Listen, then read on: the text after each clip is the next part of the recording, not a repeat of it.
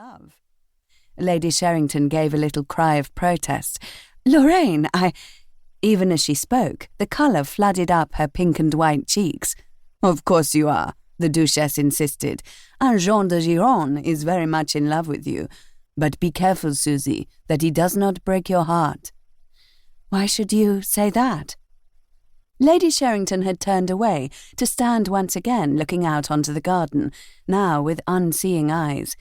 "My dear, I have known Jean for many years, as I have known you. He is the most attractive man in France, but the most unpredictable and undependable."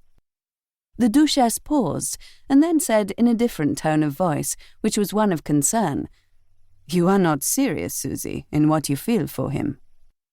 Lady Sherington did not answer, and after a moment the Duchesse continued, "I blame myself. I should have made it clear when he first met you that he is a heartbreaker, a man who plucks the most beautiful flowers by the wayside, and when they fade, throws them away."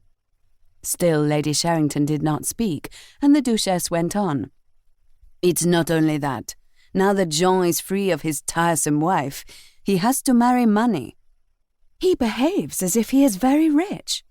Lady Sherington spoke almost as if she was startled.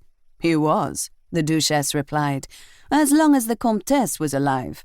But her father made sure that, as there were no children of the marriage, Marie-Thérèse's enormous dowry should return on her death to her family." The Duchesse made an expressive gesture with her hands as she added, "Hélas, for Jean this was a cruel twist of fate, to have the handling of a huge fortune and then to lose it because his wife loved God and not him." "What do you mean?" Susie Sherington asked.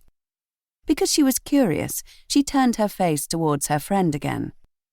The Duchesse sat down in a chair by the window.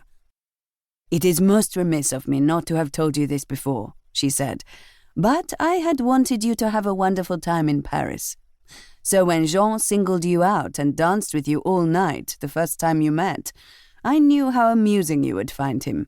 He is the best dancer I have ever known." Lady Sherington moved towards a chair opposite her friend. "Go on," she urged. "I thought," Lorraine d'Auberge continued, "that Jean would give you the fun you have missed for so long, could thrill you with compliments, which he can pay more skillfully than any other man I know, and make you look as beautiful as you were when we first met." She smiled a little wryly before she added, "He has certainly done that. But Susie, dearest Susie, I shall never forgive myself if, when it is all over, you are left unhappy and heartbroken, as so many other women have been." "I have not said that I am in love with the Comte," Susie Sherington said, a little defiantly. "You don't have to tell me in words anything that is so obvious," the Duchesse replied, a little tartly.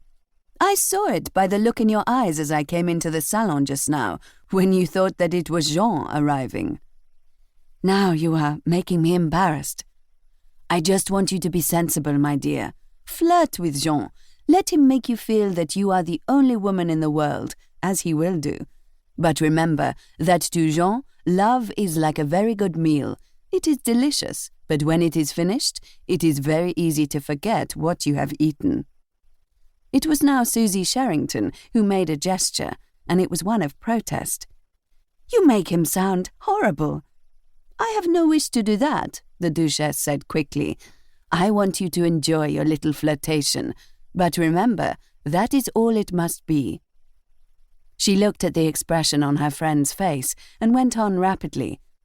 "Already Jean's relatives, and there are a number of them, all very distinguished, are thumbing through the Almanach de Gotha to find him a suitable and rich bride.